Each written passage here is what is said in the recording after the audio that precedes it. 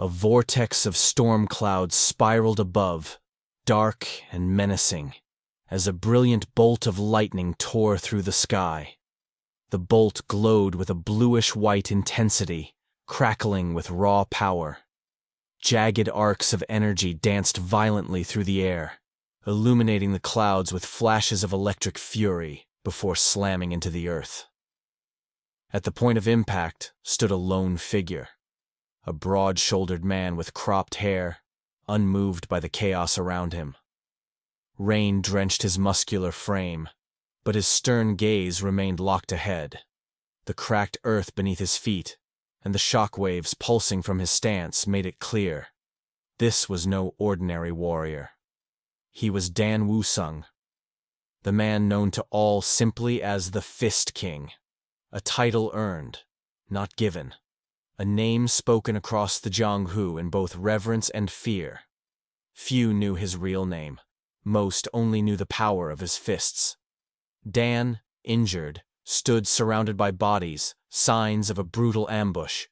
His sharp eyes narrowed as he assessed the remaining threats. Just two figures remained. One stood tall with long black hair tied behind him, dressed in shadowy garments that radiated quiet menace. The other wore a white and purple robe, gently waving a traditional folding fan, exuding a calm, calculating air. Dan muttered to himself, noting that they both looked highly skilled and unfamiliar. Dan kicked the man near him back toward his allies, stating that he was returning their subordinate. The man cried out as he was launched to one of the two remaining enemies. "Sword demon! Please, help me!" Without hesitation, the man known as Sword Demon drew his blade and sliced the man in half, silencing him instantly.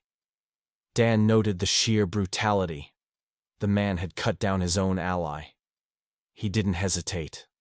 The symbol engraved on his blade and the ruthless display of violence left little doubt in Dan's mind. These two were members of the demonic faction. Dan called them out, his voice calm but firm. Sword Demon merely smirked, expressing his admiration for how long the Fist King had lasted. He even said the title was well-deserved. Dan didn't entertain the flattery. He warned them instead, with conviction, that he would end this in 10 strikes. Sword Demon laughed at the arrogance and rushed forward to meet him in battle. As the wind howled around them, Dan raised his lightning-wreathed hand and launched into the fight. The storm above seemed to echo each of his strikes. 1, 2, 3. With each number, a blow landed. Sword Demon reeled under the barrage, but something was off. By the 9th blow, Dan paused. Something felt wrong. His fists were powerful, yet every strike missed the enemy's most vulnerable points. He realized that some unseen force was restraining him. His senses honed in on the distant cliffs. There, standing above the battlefield, was the other man. The one with the fan. Surrounded by glowing violet energy, he watched calmly, his posture betraying a quiet confidence. Dan gritted his teeth. That man was interfering, somehow. Before Dan could react further, Sword Demon took advantage of the distraction. He hurled his blade forward. The sword pierced Dan's body, making him spew blood on his mouth. Sword Demon declared that the era of the Fist King was over. But Dan didn't fall. With the sword still embedded in his body, he forced himself forward, breaking through the mystical restraint and landing a crushing punch on Sword Demon's face. But it only grazed the Sword Demon on his face. A cut opened on his cheek, but instead of despair, the man only laughed. "You really are good at fighting, Fist King," he admitted with twisted admiration. The man with the fan descended from the cliff and commented on how close that had been. Sword Demon responded sarcastically, blaming the fan wielder for the lapse in restraint. Approaching Dan again, Sword Demon tried to deliver one last mocking remark. But before he could finish, Dan's fist struck once more, his 10th blow. Blood spewed from Sword Demon's mouth as he collapsed. Dan, now gravely injured, whispered his final thoughts. His strength was gone. He had fulfilled his promise. 10 strikes. But still, he wished for just one more. With that, Dan Wusung, the Fist King, collapsed and died at the hands of the demonic faction. Elsewhere, lightning erupted once more. In a remote location known as the Juhua Mountain Safe House, a blast of electric blue energy surged from the earth. A figure inside a nearby building, clad in yellow robes, looked up in alarm. The shock had not gone unnoticed. Inside, a young woman rushed to the side of a man awakening in bed. She called out anxiously, asking if he was all right. Dan Wusung opened his eyes, disoriented. He glanced around the room, confusion in his gaze. He muttered, "Where am I? Did someone treat me?" He sat up, murmuring to himself. There were no wounds. None of the injuries from the battle remained. Unsure if someone had treated him, the young woman offered him water, addressed him as First Young Master, confused. That wasn't a title he recognized. As he glanced into a nearby mirror, Dan's expression darkened. Startled, he spat the water across the room. "Who put a mask on my face?" he muttered. But as he touched his skin, there were no seams, no edges. This wasn't a mask. It was his face. Panicked, the attendant fled, promising to fetch the physician. Dan slapped his face in disbelief. Outside, the attendant muttered to herself, shaken by how strange the young master was acting that day. Back in the room, Dan muttered to himself, "It couldn't have been those from the demonic faction. If they could pull off something like this, they would have already taken control over the Zhenghu." Dan began to ask himself a question. Then who is this person? Forcing himself out of bed, he staggered across the room like a newborn fawn. Weak, untrained, useless. On the table, he spotted some documents labeled Unha Merchant Group. That name sounded vaguely familiar. It was a large trading house near Juhua Mountain, one even he had heard of despite never dealing with merchants. The letters were addressed to someone named Li Jin-eon, the eldest son. Reading through them, Dan realized they were filled with requests for money, invitations to gamble, and suggestive letters from women. This body's owner was a complete loser. His thoughts churned. This wasn't sorcery, nor illusion. There was no strange energy in his body. Then came the confirmation. The woman had called him First Young Master. He was inhabiting Li Jineon's body. Then a realization struck. Could it be reincarnation? Before he could reflect further, a man burst into the room, Gongsun Myung, the household physician. The man expressed concern over Dan's behavior. Dan, now Li Jineon, brushed him off. Gongsun insisted he had brought Jineon's favorite meal, chicken soup. But when the bowl arrived, Dan narrowed his eyes. Dragon and phoenix soup. To the healthy, it was a nourishing dish. But to someone as frail as the original Li Jineon, it was poison. Dan noted how the physician had subtly tried to take his pulse earlier. Suspicious. Too suspicious. He played along, asking how long the Dragon Phoenix martial competition had been running. About 200 years, the physician answered casually. Dan's expression darkened. That meant not much time had passed since his death. The demonic faction could still be alive. He waved the man away, feigning exhaustion. Gongsun hesitated but obeyed.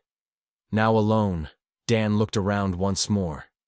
He was surrounded by liars, deceivers, and snakes. The demonic faction still lingered like a shadow across the land. But this time he'd finish the job. "One punch," he muttered darkly. "That's all it'll take this time." A meticulously prepared breakfast sat atop a low wooden table. Grilled skewers, a mix of seasoned meats. A bowl of perfectly steamed white rice emitted faint wisps of steam, and beside it, a delicate porcelain cup cradled a warm, fragrant tea. The entire arrangement felt ceremonial, exuding tradition and calm precision. One of the servants, clearly impressed, let out a breathy exclamation. "Wow," she whispered, her eyes wide.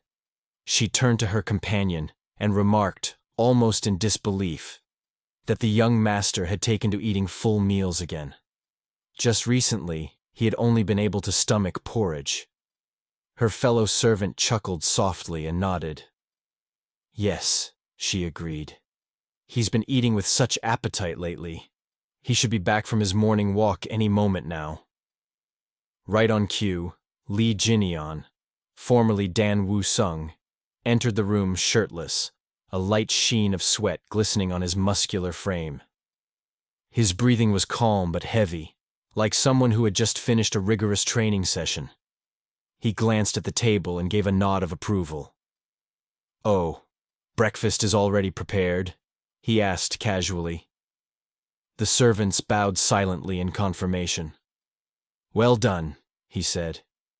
"Keep breakfast simple like this from now on." "Yes, sir," one of them replied dutifully.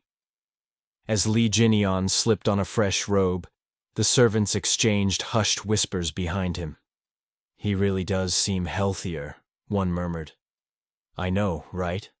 the other whispered back with a giggle. Just then, a soft knock interrupted the moment. One of the servants turned and informed the young master that physician Gongsun Myung had arrived to visit. Lee Jinian, his expression tightening slightly, before giving a curt nod. "Let him in." As Gongsun Myung entered the room, muttered under his breath, "He's so rude," Gongsun Myung with his usual exaggerated enthusiasm. "Sir!" he exclaimed, arms open as though greeting a long-lost friend.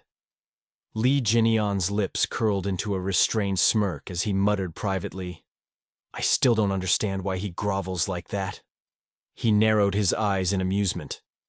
"Shall I try catching this little rat today?" Adopting a more composed tone, he addressed the physician directly. "What brings you here, Physician Gongsun?" Feigning innocence, Gongsun replied, "What do you mean, sir? I hadn't heard anything from you, and I couldn't endure the loneliness. So I came. But I must say, your complexion, it's completely different now. All the effort I put in feels pointless now." Lee Jinian raised a brow. "Effort? You mean your little trick with the dragon phoenix soup?" Gongsun's eyes widened. "Sir, I believe there's been some misunderstanding. The dragon phoenix soup is a nourishing tonic, nothing more." "Oh, really?" Lee Jinian said with a mock tone. "I thought it was poison." Gongsun stiffened. "What?" "Sir, I am Gongsun Myung, your personal physician.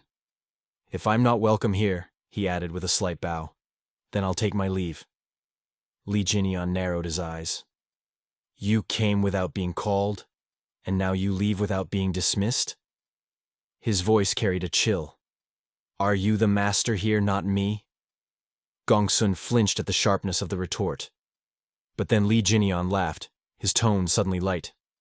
"Ha ha, I'm just joking." Gongsun let out a sheepish chuckle. "Ah, ha ha." Then Lee Jinian issued a sharp order. "I need to send a letter. Bring me writing tools from the desk." "Yes, sir. I'll do that," Gongsun replied as he complied. "I'll dictate. You write," Lee Jinian continued. Gongsun nodded. "Yes, please begin." Lee Jinian began his message with a deceptively calm tone. "Due to Sir Lee Jinian's severe illness, I must remain in the villa for some time. Since this life of mine is so stubbornly long, please advise on what I should do next." As the words sank in, Gongsun froze. His expression darkened. "What's wrong?" Lee Jinian asked coldly. "Why aren't you writing it down?" Gongsun struggled for words. "Sir, what are you saying?" Without warning, Lee Jinian hurled a wooden chopstick. It shot past Gongsun's face and embedded itself in the wall behind him, mere inches from his throat. "Hey, old man," Lee Jinian said, his tone now devoid of humor.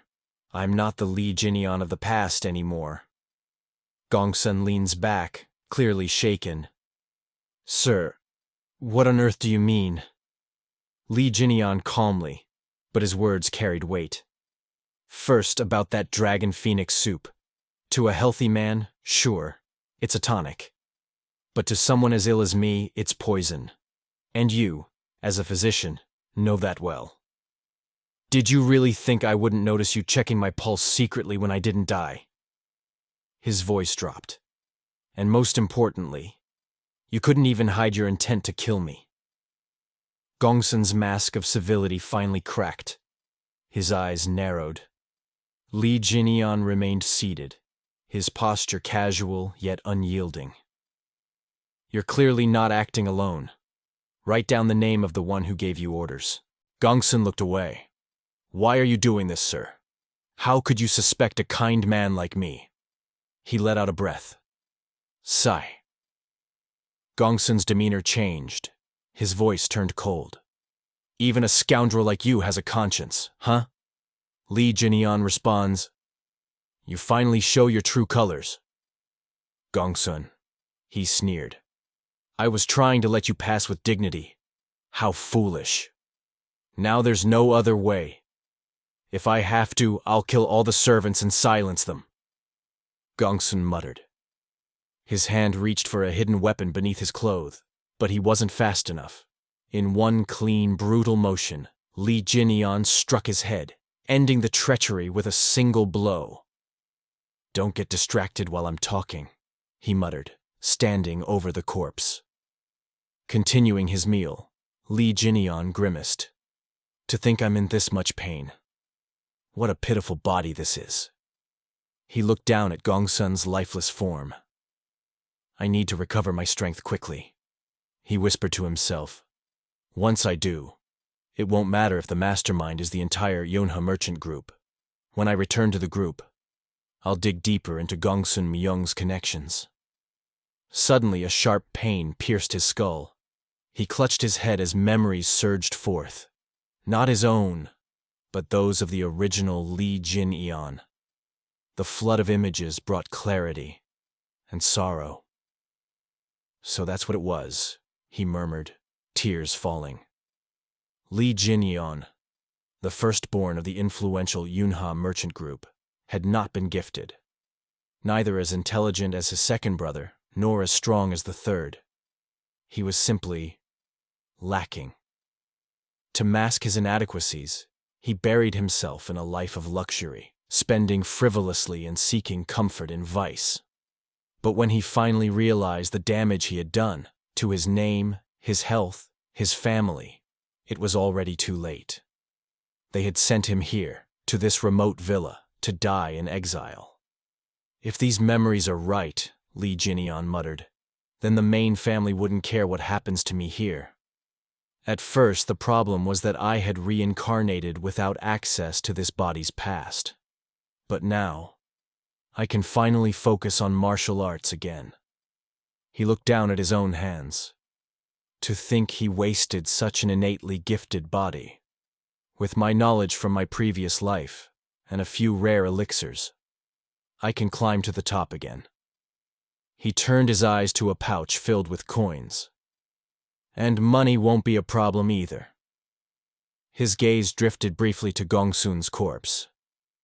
I should bury that, he muttered. 1 year later, Juhua Mountain Safe House. A young man in uniform approached the villa gates, a formal letter clutched in hand. His steps were steady, but his eyes darted around with confidence. Hello, he called to one of the servants. I have a letter for young Master Lee Jinion. Where can I find him? The servant replied casually. Oh, he's right over there. The man, Mok In Siop, part of the Yunha merchant group's personal guard squad, turned to follow her gaze. And when he saw the figure beyond the courtyard, his breath caught in his throat. That's... he stammered. Young Master Lee Jinion. A few seasons had passed. In that time, Lee Jinion's energy core had manifested. He had carved into his body the martial techniques essential for survival, the enlightened mobility art, the enlightened body art, and the rapid stride. Most significantly, he had begun mastering a lightning-based technique, the white lightning 10-phase art, of which he had reached the 4th phase. Everything had progressed smoothly. Seated cross-legged in a lotus position, Jinyan concentrated deeply. But despite the progress, as he executed a technique, a single thought echoed in his mind. It still wasn't enough. Just then, a voice broke through his focus. Mok In-seop had arrived and respectfully greeted him. "It's been a long time," he said. "I'm Mok In-seop of the guard squad. I've brought a letter from the main clan." Jinyan acknowledged him with a nod and asked to see the letter. Even as he handed it over, Mok In-seop remained stunned. Internally, he questioned what he was seeing. Was this really the same fragile young master he had once known? Jinyan looked nothing like the frail figure from before. As Jinyan accepted the letter, he muttered with slight irritation that his arm was about to fall off. The contents of the letter were brief, yet heavy. The head of the Yunha merchant group, his father, had collapsed and was now bedridden. No explanation had been provided for the sudden illness. Leadership of the group was to be passed to Jinyan. Reading aloud, Jinyan echoed the words. "Father has collapsed and is now bedridden, but there's no explanation." In-seop hesitated before responding. He speculated that the Ouyang clan might be behind it. The group had long demanded protection fees disguised as tributes. These fees had grown intolerable. Jinyan asked calmly if the Ouyang clan had done anything to warrant increasing those fees. In-seop, visibly agitated, declared that they hadn't. His anger bubbled over as he described how the Ouyang clan ignored requests for discussion, even when the little deity sect attempted to impose outrageous trade taxes. Their answer was always the same. They only dealt with the Yuna merchant group's main clan, and even then, did nothing. The guard captain hadn't dared protest, not against someone like Ouyang Hu. Jinyan repeated the name thoughtfully. Ouyang Hu. He had heard of the man. He was a powerful figure in the Jianghu, enough for even Jinyan to recognize. He guessed that someone like Ouyang Hu considered merchant groups beneath him. Then he smirked and asked, "So if I take care of the Ouyang clan, this problem goes away?" In-seop was taken aback by the bold suggestion. But he quickly added that there was another critical reason behind the merchant leader's collapse. A sword fight had erupted between the 2nd and 3rd sons, Jinyan's younger brothers. Their father had witnessed the scene and collapsed, likely from anger. Jinyan couldn't believe it. They fought in front of him? A sword fight, no less? He sighed deeply. In-seop tried to reassure him that he wouldn't be held responsible. But Jinyan shook his head. "No," he said firmly. "I can't just sit by and watch." He handed the letter back and stood. "I'll go myself." Back at headquarters, Mok In-seop recounted everything to his fellow guards. He insisted that Jinyan had completely changed, that he was now a true martial artist. His colleagues erupted into laughter, mocking the idea. They scoffed at the notion, claiming it was more believable that Jinyan had mastered bedroom techniques than martial ones. But then, silence fell. Han Yeop, the vice captain of the guard squad, loomed behind one of the loudmouths. His expression was unreadable as he confirmed that Jinyan had indeed regained his health. Han Yeop reflected aloud. Jinyan had always possessed a fine physique as a child. He recalled the times he personally taught the young master martial arts. Curious, he asked In-seop when Jinyan planned to return. In-seop admitted he didn't know, only that Jinyan was on his way. As if on cue, someone shouted from outside the gates. "Young Master Jinyan has arrived," In-seop muttered. "Which is now, I guess." Han Yeop immediately ordered the others to prepare a formal greeting. One guard grumbled, questioning whether they really had to bow to someone like Jin Yeon. Han Yeop quickly reminded him who paid their salaries and told him to stop whining. Standing outside the massive estate, Jin Yeon took in the scale of the Yuna merchant group with awe. It was more than he had imagined. He realized the original Lee Jin Yeon hadn't just been well off. He'd been born with a silver spoon. He told his two servants to rest while he went to see his father. They bowed respectfully and obeyed. As he walked deeper into the compound, Jin Yeon wondered why no one had yet greeted him. But suddenly, guards emerged and bowed with reverence. "Congratulations on your safe return, young Master Jin Yeon." Han Yeop stepped forward, bowing. "I am the guard squad's vice captain, Han Yeop. You're almost unrecognizable, sir. I'm relieved to see you healthy." One guard muttered under his breath, calling Han Yeop shameless. He couldn't believe the vice captain was showing respect to someone who had always looked down on him. Jin Yeon, smiling, replied enthusiastically, quite the warm welcome for a troublemaker. "Thank you, everyone." The guards were stunned. He greeted us? They whispered in disbelief. That good-for-nothing actually greeted us? In Seop beamed. "I told you he's changed." Even the most skeptical guard admitted he felt like he was looking at a stranger, someone who felt more like an ally than an enemy. Han Yeop's face softened with a mix of pride and relief. He led Jin Yeon toward the merchant leader's residence. "I already informed your father you'd be visiting," he said. Jin Yeon nodded and thanked him. But as they walked, a mocking voice interrupted. Well, well, look who it is. If it isn't the perverted Jin Yeon." It was Lee Jae-yeon, the third son. Jae-yeon examined his older brother and noted how different he looked. Even his expression had changed. Placing a firm hand on Jin Yeon's shoulder, he sneered. Han Yeop's eyes widened with concern. He recalled how Jae-yeon used to beat Jin Yeon mercilessly. Hoping to defuse the situation, he quickly intervened, pulling Jae-yeon's hand away. "You two must be thrilled to see each other again," he said diplomatically. Jae-yeon was far from pleased. He slapped Han Yeop's hand away and lashed out, furious that he'd been touched without permission. "As if dealing with this good-for-nothing wasn't enough. Now you're disrespecting me too?" Before the situation could escalate, Jin Yeon calmly called Jae-yeon's name. With a soft gesture, he placed a hand on his younger brother's face, almost as if to caress him. Jae-yeon looked confused. "What is—" Before he could finish, Jin Yeon landed a clean punch to his face, sending blood flying. Han Yeop stared in shock, unable to process what had just happened. Jae-yeon sat on the ground, dazed. What the hell?" Jin Yeon remained composed. "Jae-yeon," he said with a grin. "I was so excited on my way here." Then, gripping Jae-yeon's shoulder tightly, he squeezed until his younger brother screamed in pain. "You insane bastard!" Jae-yeon shouted. Jin Yeon leaned in with a smirk.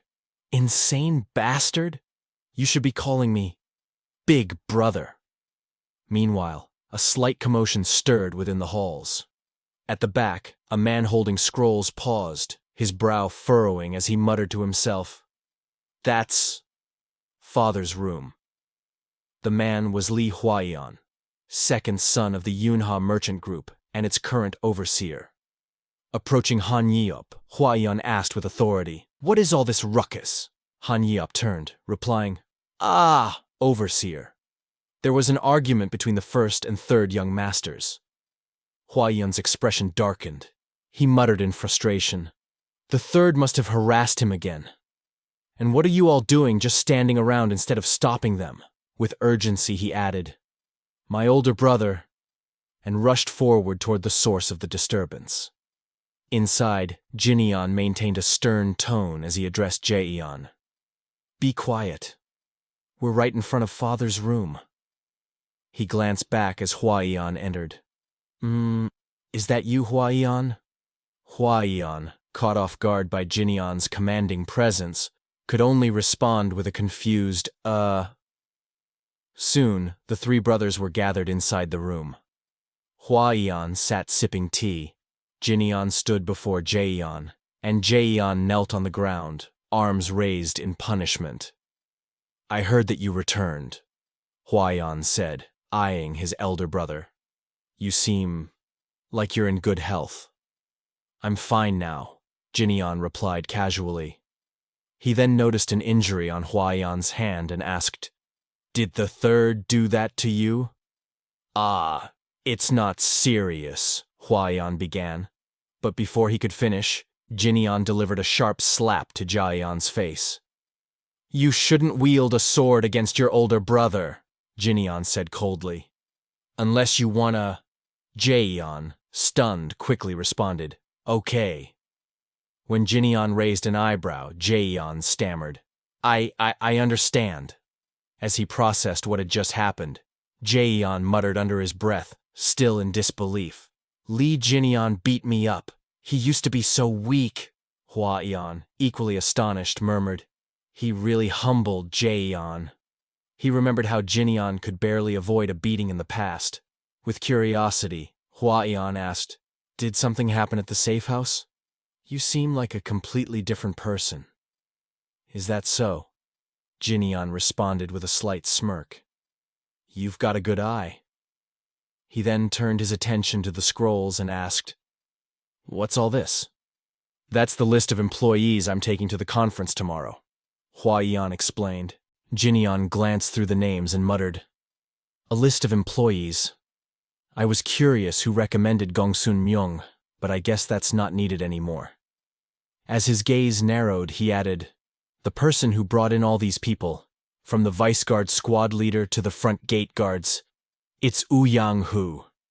His tone shifted, colder and sharper now. "If either of you is working with the Ouyang clan," he warned, "now's the time to speak." Huaiyan immediately retorted, "Do you really think that's even possible?" Jaeyan, equally defensive, exclaimed, Yeah, that's ridiculous. I'd rather die than see another clan take over our business." Huaiyan nodded firmly. "That's right. The Yuna Merchant Group is something father built with his own hands." Jinyan exhaled in relief. "I'm glad to hear that," he muttered to himself. "At least I won't need to kill them." He rose to his feet. "Are all the higher-ups attending the conference tomorrow?" "Yes," Huaiyan confirmed, still unsettled by the change in his brother. "Good," Jinyan said. "Then I'll attend too." Without another word, he left the room. "Huh? Where are you going?" Huaiyan called after him. "To see father," Jinyan answered, already gone. Staring at the doorway, Huaiyan murmured, "What happened at the safe house?" Jaeyan, meanwhile, was practically throwing a tantrum. "I should have gone to Juhua Mountain. Me! Ah!" At their father's chamber, a voice outside the door called, "Merchant Group Leader, the eldest son is here." "Let him in," the old man replied. Jinyan entered. His father, Li Seong-min, leader of the Yuna Merchant Group, greeted him with a weak voice. "You're here. What was all that noise outside?" he asked. Jinyan waved it off. "Nothing important. I heard you're unwell, due to stress." "Yes," Seong-min replied with a sigh. "I've always been under stress, but now this old body just can't handle it anymore." He reached out and gently touched Jinyan's face. "You've changed a lot. For the better," he said with a soft smile. "Your face looks different. Are you really Jinyan?" Jinyan simply nodded. "Yes." Internally, however, he was caught in his own thoughts. Strange. I grew up without parents, so I never knew what having a father felt like. But in Li Jinyan's memories, his father was a great man. As he held his father's frail hands, he muttered, "When did he become so small?" Out loud, he promised, "Father, don't worry. We just need to eliminate the cause of your stress.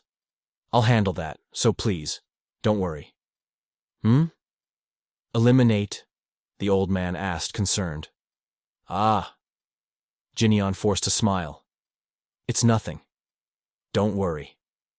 The following day, the Yunha Merchant Group's conference began.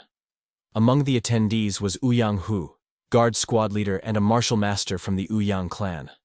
A subordinate leaned over and whispered, "Guard squad leader. Isn't that the eldest son? What's he doing here?" Ouyang Hu smirked. He must be worried about his position in the group. During the meeting, Huaiyan continued discussing business. So, does anyone have a different opinion? If not, I'll move on to… I do, Ouyang interrupted confidently. I heard the first young master still doesn't have a guard, despite returning. I'd like to make a recommendation. Murmurs spread through the room. One man whispered, "Half the group's already under the Ouyang clan."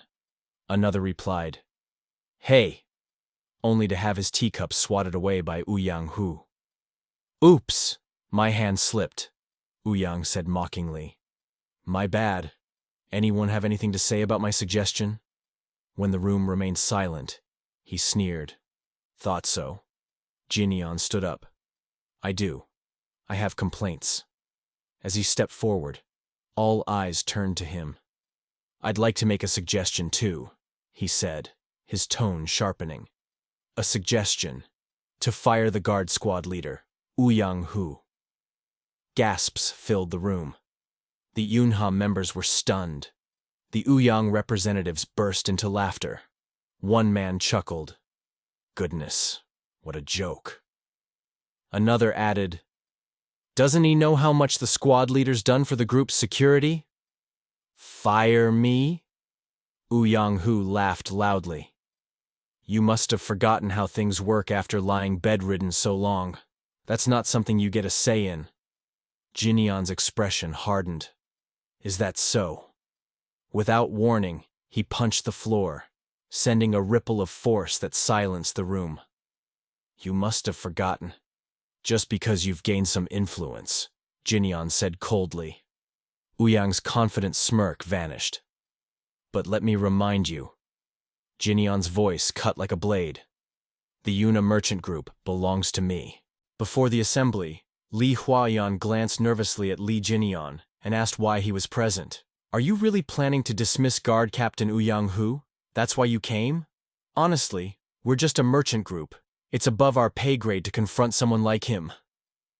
Jinyon fixed Huaiyan with a steady gaze. "Huaiyan, do you realize what happens when a martial artist from the Jianghu is underestimated? The ignorant ones get devoured. Look at our merchant group. It's being eaten alive right now."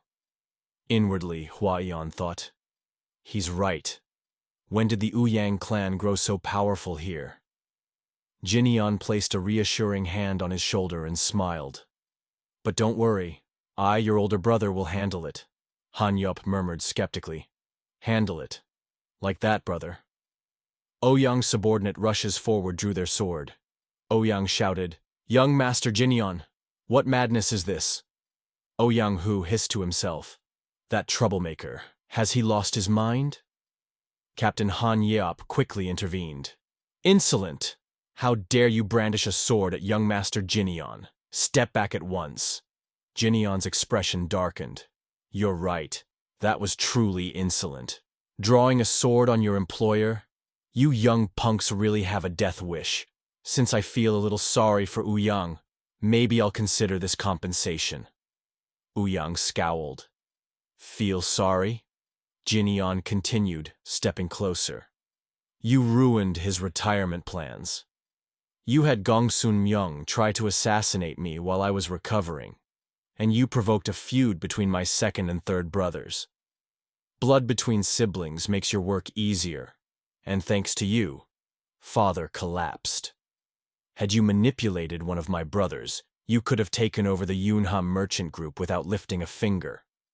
Ouyang sneered loudly. "Ha! Young Master Jin's son? That's pure delusion." Jinyon rested a calm hand on Ouyang's shoulder. "But then, Gongsun Myung, who was supposed to kill me, died by my hand instead. Ouyang's face turned grim. Gongsun Myung died at your hand? Jinyon turned away casually. Don't be too sad. I sent him off with a single strike. If you wanted to consume a major merchant group, you should have tried harder. Oh, and I'll be filing claims for all the damage you caused. Ouyang shook with rage. You arrogant brat! Jinyon glanced back over his shoulder. Got you. As Ouyang lunged, Jinyon readied himself. Their auras clashed with a thunderous gust that swept through the hall. Gasps echoed. Lightning energy? He knows martial arts? Young Master Jinyon blocked the captain's strike? Jinyon winced dramatically. Ouch! Is it okay to hit someone who just recovered? He smirked. Maybe it's fine, since this is an official duel. Ouyang hissed back, venom in his voice. That arrogant fool. He's as cocky as a chick who just learned to fly. He shouted to onlookers. Guard squad! Ouyang clan. Witnesses. Since young Master Jinyon agrees, we shall have an official duel. Happy now? Jinyon bowed into a fighting stance. Life or death duel. Gasps filled the room. Ouyang drew his sword. Young Master Jinyon, you must have trained under an impressive sect. Your skills are decent in such a short time. But you lack experience, and I'll ensure you understand the difference. He leapt forward. Jinyon dodged effortlessly. Experience, he taunted, then charged with lightning aura. You're 100 years too early for this, punk. Ouyang was thrown back. What? Is this strength? He muttered. Jinyon advanced with deadly calm. Let me show you the true difference experience makes, he declared. Using the enlightened mobility art, he struck. Ouyang blocked but struggled against the rapid assault. Something's off. He's not a novice, more like a seasoned martial master. Ouyang gasped. Subordinates whispered in shock. He's going to finish him! Ouyang shouted and advanced with a three-formed sword art. In response, Jinyon launched rapid stride, closing the gap instantly. Ouyang stammered. When did he get there? Jinyon delivered a precise blow to his chin, sending him crashing through the roof. Silence fell as dust settled. In Li Xiongmin's chamber, his attendant peered out in alarm. Merchant group leader, what's happening? Xiongmin responds. My son. It seems he's learned martial arts. Below, Ouyang's subordinates rushed in. One knelt before the fallen Ouyang. Young, Master Jinyon's duel was fair. I witnessed everything. However, from now on, if the Ouyang clan continues to demand revenge through duels, the Yunhei merchant group will have no way to avoid those. Jinyon's voice cut in. That's fine. I never expected to escape grudges. If kindness is shown, I'll repay it. If hatred, I'll return it tenfold. And if anyone objects, the consequences are mine alone, not the Yunhei merchant group's. Huaiyan cried out, Brother, that's reckless. But Jinyon stood resolute. The Yunhei merchant group is mine, and Father's. It belongs to the guard squad who welcomed me this morning, and to the stable hands who take joy in simply watching me eat. We refuse to be toyed with by scum like you. If you understand, get lost. You're all dismissed. Han Yeop, Mok Inseop, and the servants beamed with pride. The Ouyang subordinates seethed in defeat. One muttered as they departed. Well then, good luck. Onlookers cheered. Mok Inseop nearly jumped until a guard hushed him. Quiet. Don't celebrate. Be ashamed we let it come to this. But Inseop just smiled. Jinyon called for Huaiyan. Chief Administrator. Yes, sir? Arrange an elixir for me, said Jinyon. I promise to shoulder responsibility. At least let me have that support. Of course, Huaiyan answered excitedly. I'll get the finest tonic. Elixir orders, hiring new guards. You'll be busy. Jinyon mused. Oh, And the new guard squad. I already have candidates. A few days prior, on his first day to the Yunha merchant group, Lee Jinian strode through the grand hall alongside Vice Captain Han Yeop. As they passed by a group of idle Ouyang clan members lounging about, Jinian's gaze sharpened in silent disapproval. He turned to Han Yeop and asked whether the vice captain had eaten yet. Han Yeop replied that he hadn't. He had been working since dawn. Jinian let out a quiet sigh, observing the contrast between the diligent and the indolent. He noted that while some people worked without rest, others squandered their hours loitering. It was clear to him that the ones shirking their duties must have ties to Ouyang clan. Out of frustration, Jinian crushed the nearby railing and declared that such people needed to be purged from the group. But Jinian had already regained his composure. He said the real challenge wasn't identifying the ones to dismiss, but finding capable people to take their place. Then, narrowing his eyes, he remarked quietly to himself that he had just found the right candidates. Later that evening, Jinian arrived at a brightly lit gambling den. The building was filled with raucous laughter, drunken shouting, and flirtatious chatter. As Jinian entered, a guard at the entrance recognized him instantly.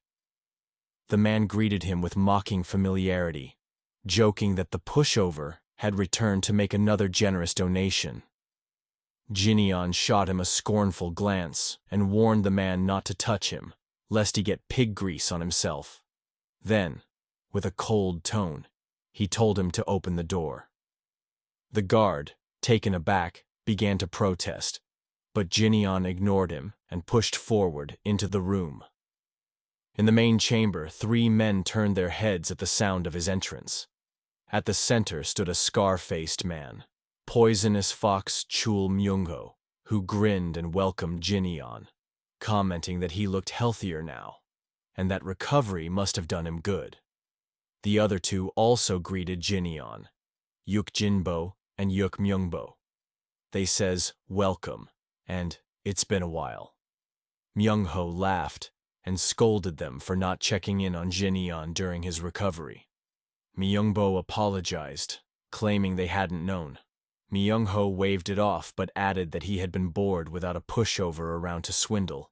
Then, with exaggerated flair, he offered to celebrate Jinian's return to the Bunha merchant group by treating him to something special. But when Jinian didn't respond, Myungho's tone turned mocking.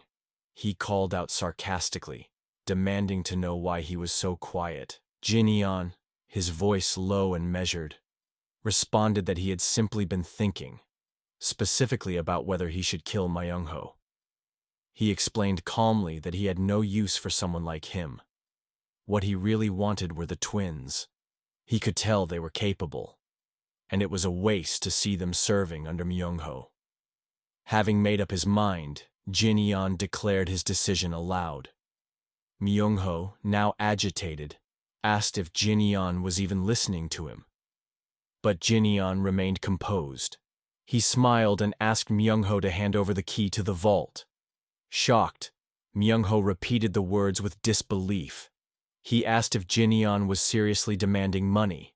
Jinian confirmed it without hesitation. He laid out the debt. Thousands of nyang he had been forced to invest into the gambling den. Interest, extortion, and the cost of medical treatment after being beaten. All of it amounted, in his estimate, to a fair total of 100,000 nyang. Myungho burst out laughing. He mocked Jinian, suggesting he must have learned arithmetic during his recovery. Then, rising from his seat, he sneered that the vault contained far more than that. Gold, silver, and jewels included. But none of it belonged to Jinian. He leaned in closer and said that if Jinian needed money, he should just ask, but he had no intention of handing over the vault key to someone who was supposed to be a frail patient. Jinian gave no reply. Frustrated, Myungho's tone grew hostile. He began yelling, insulting Jinian, and eventually ordered his subordinates to pin him down. One of the twins moved in to grab Jinian, but the young master acted with lightning speed. Jineon seized the man's wrist, twisted it effortlessly, and flung him across the room. The second twin lunged in retaliation. Jineon dropped low, dodged the attack, and delivered a powerful kick that shattered the twin's ankle. Jineon paused for a moment, genuinely surprised. Despite their injuries, both twins slowly stood back up. There was no trace of fear in their eyes. Jineon nodded to himself in admiration, muttering that this was exactly the kind of value he had been looking for. The twins begun their attack. Rushes forward toward Jineon, but in the blink of an eye, he reappeared between the twins, grabbed them by their heads, and slammed their skulls together with a loud crack. He released them and warned them sternly not to move again. Then he turned his attention back to Chul Myungo, who stood frozen, visibly shaken. Jineon's tone dropped further, his gaze icy cold. It was just the two of them now. Myungo staggered back. In desperation, he reached behind his back, groping for a hidden knife as he barked out, his voice trembling, that Jineon should have at least warned him he was studying martial arts instead of arithmetic during his recovery. Jineon merely tilted his head slightly, responding in a calm, yet condescending tone. He said Myungo was usually quick-witted, so why was he so slow this time? Now visibly nervous, Myungo gripped the blade behind his back and shouted at Jineon not to come any closer. He tried to shift the mood, suggesting they talk it out. But his panic only deepened. He cursed under his breath, muttering that there was no need to be afraid. After all, Jineon had always been a pushover. With a sudden burst of aggression, Myungo charged forward, declaring that the first strike wins. But Jineon acted faster. He kicked a table up to intercept the blow, punched clean through the wooden surface, and seized Myungo by the head. With a cold smirk, he countered, stating that the counterstrike wins, then drove a lightning-fast strike into Myungo's skull. Myungo screamed in pain. Outside, the guard from earlier muttered that someone was probably going to die tonight. Jineon let Myungo drop to the ground, telling him to snap out of it. Myungo laughed bitterly, his breathing ragged, saying he was conscious and asked what Jineon wanted now. But his expression darkened, that he began to wonder what Jineon had actually been doing during his so-called recovery. Was it training? Was all of this for revenge? He hadn't been that cruel to Jineon. Had he? Panic set in as Myungo scrambled upright, suddenly offering alternatives. He asked if Jineon wanted something else instead of the vault key, anything at all. He insisted they'd been friends since childhood and tried to guilt Jineon by invoking their past. Jineon paused, then agreed. They were friends after all. Relieved, Myungo leaned in with forced warmth. He claimed this was the right path, pulled Jineon into a hug, and promised to stop hitting or bullying him. Jineon, disgusted, told him to let go, that it was making him sick. Still grinning, Myungo escalated the act. He called them real friends now, no brothers. He shouted to the twins across the room to greet their new big brother and congratulate him. Jinbo, reserved, congratulated Jineon for getting strong. Myungbo followed with a quiet congrats. Watching the exchange, Myungo's smile twitched. Inwardly, he sneered at the idea of friendship or brotherhood. He thought Jineon was nothing more than a bootlicker, a tail-wagging coward. Once he got out of this situation, he planned to take the twins and flee. With them, he could easily settle into a new scam somewhere else. Jineon then addressed the twins directly, asking if they were truly okay with this. When he called someone his sworn brother, it was for life. Were they ready? The twins hesitated, glancing at Myungo for a cue. Myungo, trying to keep the charade alive, told them not to look at him like that. They were sworn brothers now. That seemed to be enough. The twins responded that from now on, they would serve Jineon as their big brother. Myungo, tried to regain some energy in the moment, cheered. But Jineon suddenly changed his tone. With eerie calm, he said that now that they were brothers, they had to decide who the biggest brother was. He told the twins to step outside. He and Myungo would settle it and let them know afterward. Myungo's face turned pale that he stammered, trying to delay the moment, but the twins obeyed and left the room, leaving only Jineon and Myungo. Jineon stared at him and asked why he was hesitating. He urged Myungo to hurry up and decide. Internally, Myungo panicked. He had no idea what Jin was after. But Jin kept speaking, shaking his head in disappointment. He told Myungo that exploiting loyal men like the twins was no way to live. From now on, Jin said he would raise them right, and he smiled brightly, unnervingly. Myungo slumped in defeat that he muttered that Jin might as well take the money too.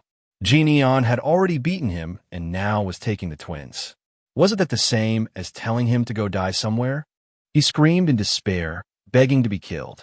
Jin narrowed his eyes and agreed. Without hesitation, he kicked Myungo in the chin and sent him flying. He declared mockingly, "You've worked hard, friend," before unleashing a flurry of brutal blows. Staggered and stunned, Myungo could barely process the assault. He thought to himself, "Wait, he's actually going to kill me. I'm really going to die." With one last gasp, Myungo raised his trembling hand and choked out a surrender. He would give Jin the key. Jin, unimpressed, leaned closer and asked if that was really how someone begging for their life should sound. Through gritted teeth, Myungo tried to stay sarcastic. He asked if he should start talking politely, since they were friends. Jin's response was to grab him and hurl him across the room. He muttered to himself in disgust, noting how insane Myungo must be to still joke around like that. The twins rushed to Myungo's side, asking if he'd really lost. With shame burning in his chest, Myungo admitted he had. He instructed them to follow Jin now, that he was their big brother from this point forward. He could barely keep from crying. Humiliation gnawed at him. But deep down, he knew the twins would have a better life in the Yunham merchant group than rotting in this cesspit of a gambling den. One of the twins quietly acknowledged that. The other thanked Myungo for everything. Seeing their sincerity, Myungo raised his head and blinked in disbelief. Then he muttered bitterly under his breath, calling them ungrateful bald bastards. Sometime later, as he trudged out of the building, he was still cursing. He said the elders were right. You should never take in creatures with black hair. As he passed through the gambling hall, whispers followed him. Isn't that walking corpse Chul Myungo? Where are the twins who used to follow him? If they're gone, maybe we can finally beat him. With the twins gone, gamblers began circling him like vultures. Myungo sighed that he muttered that all the rats were finally crawling out of the woodwork. He raised his voice, reminding them who he was, the poisonous fox. If they had the guts, they should come at him. One thug called him a dead man, walking and shouted for the crowd to kill him. Weapons were drawn. Myungo braced himself, muttering bitterly that this really might be the end. He cursed Jin one last time. He should have taken it easier on him. But before the mob could strike, Jin intervened. With one devastating blow, he cleared the room. Jin sneered at the gamblers. He pointed out how none of them dared look at Myungo before, but now they swarmed because he was weak. He told them to come back when Myungo wasn't half dead, if they had any class at all. Instead of gratitude, Myungo grumbled that Jin was acting too cool for his own good. He limped away, muttering that the world really was messed up. As Jin and the twins exited the den, one of them spoke up and thanked him for helping Myungo. The other echoed it. Jin didn't respond at first. He simply stared ahead and muttered that anyone who had visited this den likely wondered the same thing. Why the twins followed Chul Myungo. Some said they were bought and sold like slaves. Others believed they feared him. Even Jin had thought that once. But now, he knew the truth. They were neither slaves nor cowards. He smiled softly and muttered that even in his second life, understanding people's true hearts was never easy. Far in the distance, a figure watched them go. The man squinted, shocked, and whispered to himself, "No way, that's really Jin." A few days had passed since Jinion's return to the Yuna merchant group. Jaeon was already losing his mind. There hadn't been a single quiet day since that guy came back. Just the other day, Jinion had randomly returned with a mountain of cash. Then, without warning, he dragged 2 giant men into the compound like they were lost puppies. Jaeon grumbled, saying he didn't like him, not one bit. And just as he was ranting, he stopped in his tracks. What the hell was that? A large carriage rolled into the compound. Hua Ian calmly told the workers to be careful with it, warning them that it was carrying something important. Jae Ian, curious and wide-eyed, rushed over. He demanded to know what it was, and the moment he got a good look at it, he nearly fainted. That was a 100-year tuber fleece flower, the kind people lined up for before sunrise. He asked if it was really that rare item. Before Hua Ian could answer, a calm but commanding voice cut through. Their father said he had ordered it. Jae-yeon stammered. "Father?" Hwa-yeon turned toward the old man, worried. He told him it was still too early for him to be outside, but their father insisted he felt much better now. Jae-yeon's mind raced. Why would father go this far? Lee Jin-yeon had only asked for one elixir. If he bought so many, then that could only mean... Jae-yeon lit up. He was sure there was one for him too. He turned to his father with hope in his voice. But father shut it down. Every single elixir was for Jin-yeon. Jae-yeon's jaw dropped. All of them? Father calmly explained. One elixir alone wouldn't be enough to change their family's fate.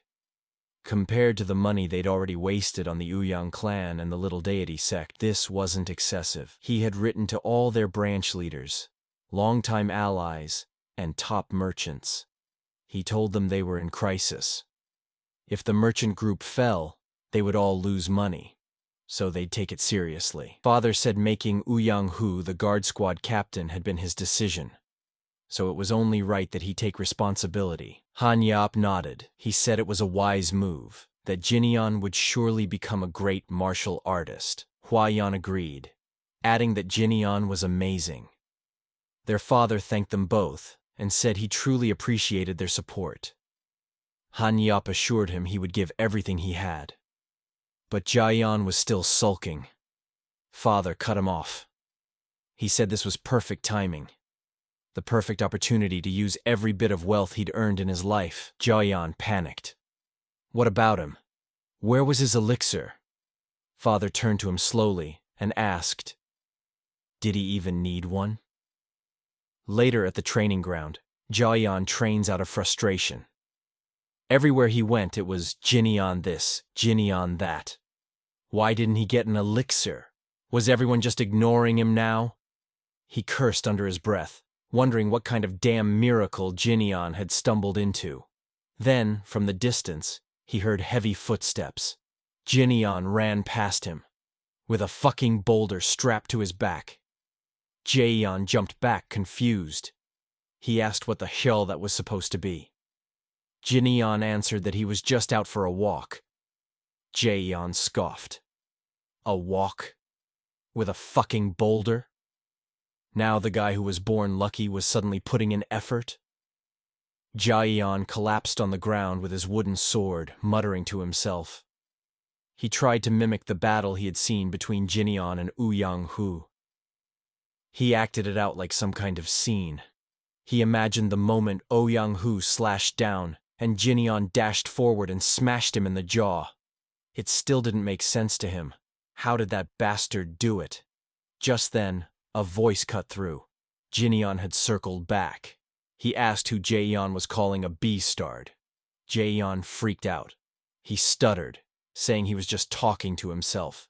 Jin-yeon said if he was going to analyze movements, he should do it right, then handed over the wooden sword. He even complimented Jae-yeon, saying his recreation of Uyang's sword form was pretty solid. Jae-yeon froze. So Jin-yeon had been watching. He followed Jin-yeon's instructions, replaying the move. Jin-yeon added that Uyang Hu stabbed sloppily. Jae-yeon growled, insulted. He yelled that Jin-yeon had a real sharp tongue. Before he could say more, Jin-yeon lunged.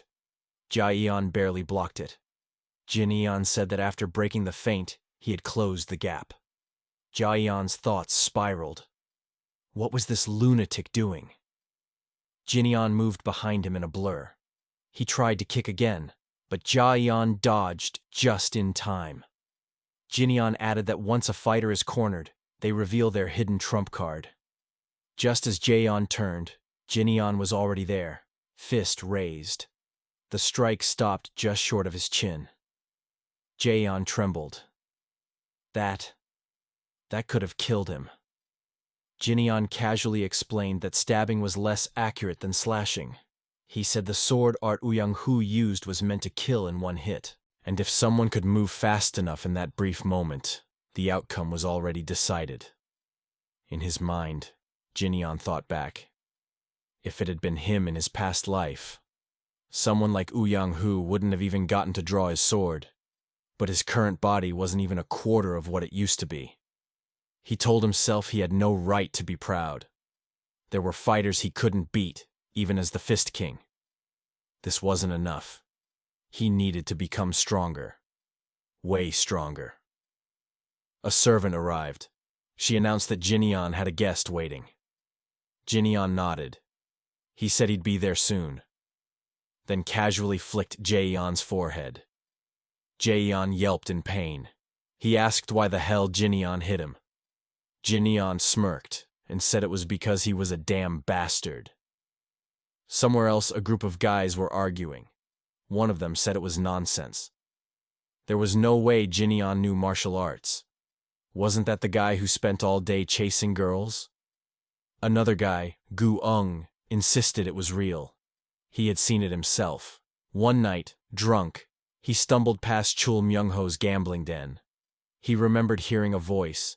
It was Jineon's, but when he turned around, Jineon had vanished. Back in the present, the others still didn't believe him. That's why they had all come here, to see it for themselves. They barged into Jineon's room without knocking. What they saw left them stunned. Jineon, shirtless, standing there with the twin brothers. They closed the door instantly and turned to the servant in disbelief. They asked if that was really their young master. The servant said yes, that was him. Sima Guk muttered that he must have drunk too much. Gu-ung shook his head. He couldn't believe it. Was that really Lee Jineon? From the infamous Playboy 4 Heavenly Kings? Then, Jineon opened the door. The three flinched in unison. Jineon told Myohyang to take the twins to the dining hall and feed them huge portions. Myohyang obeyed and led them away. Jineon turned to the three men. He asked why they were still standing there. He motioned for them to come in. The three stared blankly, and all thought the same thing. Someone, please save us. They were known as the self-proclaimed 4 heavenly kings of wine and women. Sima Guk, who is the Miram Alliance hope.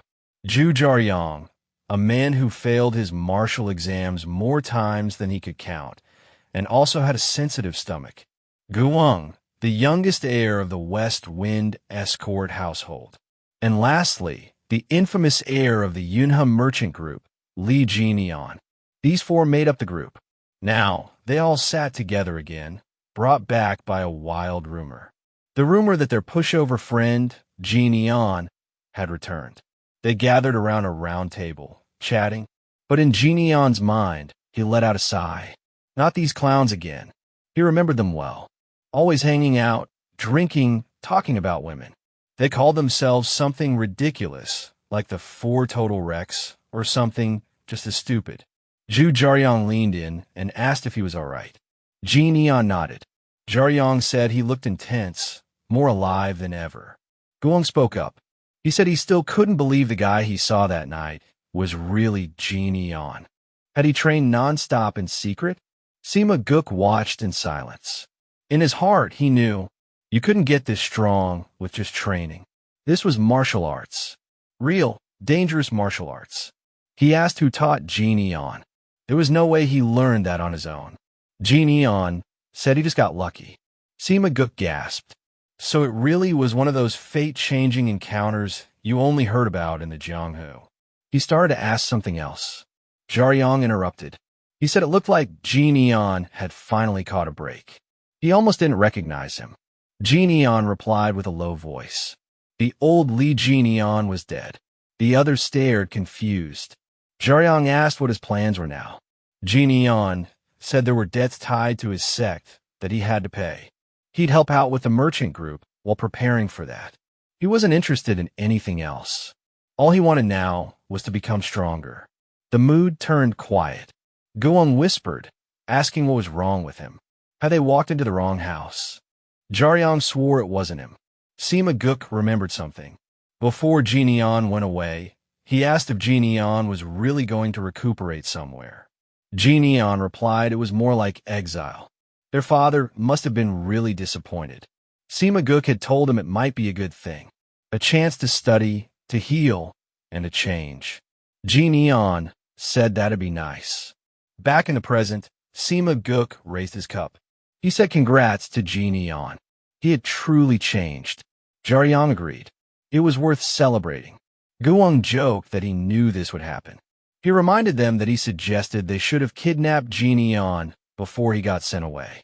Sima Guk teased him. He didn't even show up that day. Guang yelled that he was busy. Sima Guk rolled his eyes. Busy taking a dump, maybe? Guang snapped back, ready to argue. Jinian smiled faintly. Even he had real friends, after all. Then he asked the others. He had changed, but what about them? There was a pause. Sima Guk shrugged. Who knows? Jaryong answered with a grin. If they were the kind to change easily, they wouldn't be them. Jinian sighed and told them to stop talking about it. In Jaryang's mind, a thought stayed. They all used to think they were stuck in a well. But one of them had already climbed out and seen the world. Time passed. Jaryong said he had fun. He told Jinian to call if he ever needed help. Train hard, so he wouldn't get beat up out there. Sima Guk congratulated him again. Then they left, walking through the streets at night. Guang said it was weird. The biggest screw-up among them had returned as a grown man. It almost felt like youth was over. Sima Guk said he felt unusually lonely tonight. Let's go. Jaryong asked, where to? A brothel? Sima Guk yelled back. Home, you idiot. Go study. You failed your exam again, didn't you? Jaryong shouted that he wasn't bad at studying. He just sucked at taking tests. Guang grinned. He suggested they swing by Sweet Scent House for one more drink. They entered the Sweet Scent House. Elsewhere inside, the leader of the little deity's sect, Yom Jinsang, slammed his table. He roared. Ouyang, who was dead? Was the heir of the Yunha merchant group really that strong? One of the Ouyang members confirmed it.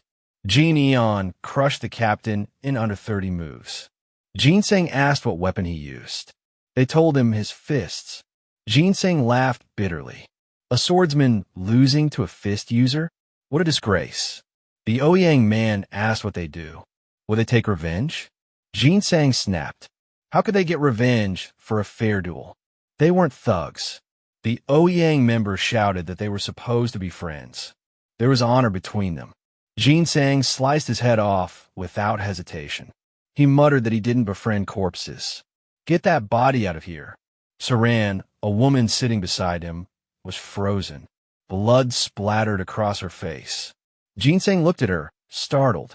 He apologized, said the drink tasted awful now. Let's go. As they walked, he muttered, the Yunha merchant group refuses to pay taxes. And now they've killed Ouyang Hu. What should they do with that? One of his men said it meant they didn't respect the little deity sect anymore. Jinsang agreed. That was exactly it. He clicked his tongue. Another lackey asked, would he kill them? Jinsang was shocked. They weren't some gang. They couldn't just go around killing people. The lackey asked again. Would he let it go then? Just then, the trio, Guang, Ju Jaryong, and Sima Guk walked into the establishment. They passed right by the little deity sect members. As they crossed paths, Jinsang muttered loudly. He wanted the Yunha merchant group's money. Sima Guk heard it and paused. The Yunha merchant group. Jinsang went on. Li Xiangmin, the old man, was a master of deals. There was a rumor he was richer than he let on. It made him wonder, just how much was the young heir worth? Sima Guk rushed out. He ran all the way back to the Yunha compound. He found Jin Eon, breathing hard. Jin Eon yawned and joked. It was touching. Sima Guk really came running back. Sima shouted. The little deity sect looked ready to attack. He said they had no proper guards left. Should they ask Guang for help? Jian stayed quiet. In his mind, he remembered Mok In-seop's warning. Those guys were trying to stab them in the back with Ouyang Hu. He asked where they were now. Sima Guk said probably back at their base. Jian nodded, told them to come inside. Sima Guk was confused. Where were they even going? Jian handed him a uniform, told him to put it on. They were at the guard squad's warehouse. He asked if Sima knew the way to the sect's base. He said they needed to be back before breakfast. Sima Guk panicked. Right now? Just the two of them? He begged Jian to reconsider. But Jian didn't care. That was why they had to strike first. He handed Sima Guk a knife and told him to lead the way. They arrived. Outside the little deity's sect's base. Jian looked around. There were tons of guards. It had to be the place. Sima Guk whispered that he wasn't going to be any help. Jian nodded. His job was already done. Sima realized it. He just needed to bring Jian here. He asked how they get in. What was the plan? Jian gave a small smile, then raised his leg and kicked the front door wide open. He muttered to himself, "Let's do it like I did in my past life." Dan Wuzing had never backed away from a fight. Not when he was a hungry orphan. Not during his long years wandering the Jianghu. And not even after rising to the throne as the Fist King. Wherever he went, Dan Wuzing welcomed battles. He loved fighting more than anything else. Now, in his new life as Li Jian, he hadn't changed much. Jian walked through the gates of the little deity's sect without hiding. Calm, quiet, and fearless, he strolled right past the guards. In the middle of the courtyard, he asked out loud, where was the sect leader? One of the guards yelled at him, calling him crazy. Before the man could finish his sentence, Jian grabbed him by the neck and broke it. The body hit the ground. Jian warned the others not to make him repeat himself. Another guard cursed and stepped forward. He shouted, did Jian even know where he was? Did he think this was a joke? At that moment, Yom Jinsang, the leader of the little deity sect, stepped onto the balcony above. He asked what all the noise was. He looked down and saw Jian. He asked who the young man was. Jian said he was an assassin. He asked if Jinsang was the sect leader. Jinsang smirked. So what if he was? Inwardly, he thought this was strange. What kind of assassin walks through the front door? He narrowed his eyes, examining Jian's knuckles. They were thick with bruises and calluses. Those weren't the hands of a spoiled heir. He asked if Jian was the young master of the Yunham merchant group. Jian shrugged. So what if he was? Maybe he hid his face for nothing. Jinsang chuckled. He said he didn't expect someone so important to come to him first. Now that Jian had shown up on his own, he wasn't going to hold back. He'd take full advantage of it. A guard threw a net from above. Jian moved, dodging it with ease. He caught the net in midair. It reminded him of something. It had been a while since he fought against a group this large. He thought back to a battle in his past life. A fight against the demonic faction. Even though this body wasn't as strong as his old one, it was still enough. He gripped the net and whipped it around like a weapon. The guards fell, one after another. Jian smiled. It had been a long time since he had this kind of fun. The courtyard filled with screams. One guard stammered that Jian was fighting without even a weapon. Another whispered that he must be a monster. An arrow suddenly flew. It grazed Jian's face. His mask fell. Jian looked annoyed. Was the enemy just trying to show off? Jinsang raised his voice. He didn't want to use this weapon because it was expensive. But since Jian was a special guest, he'd make an exception. Some guards rushed forward, grabbing Jian's legs to hold him down. One of them trembled inside. If this kept up, he'd really die here. Jinsang asked, even with Jian's skills, could he dodge this?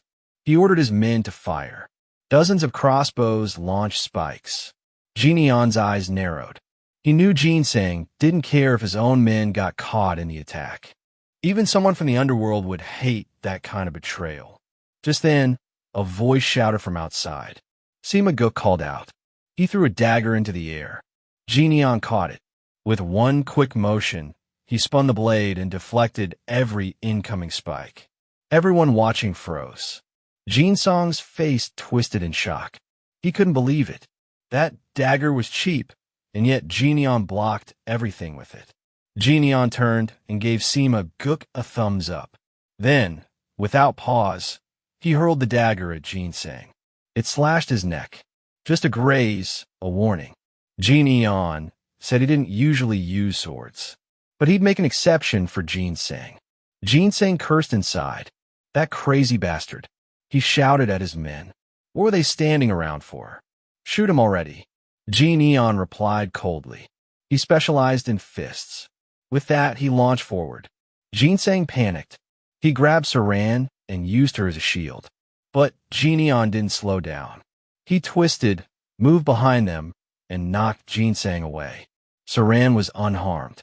Genion told her to move back. Ginseng staggered. His thoughts raced. Who was this guy? If he was really the young master, then how could he fight like this? He looked more like a veteran killer than some merchant's son. Genion stepped forward, asked what Ginseng was staring at.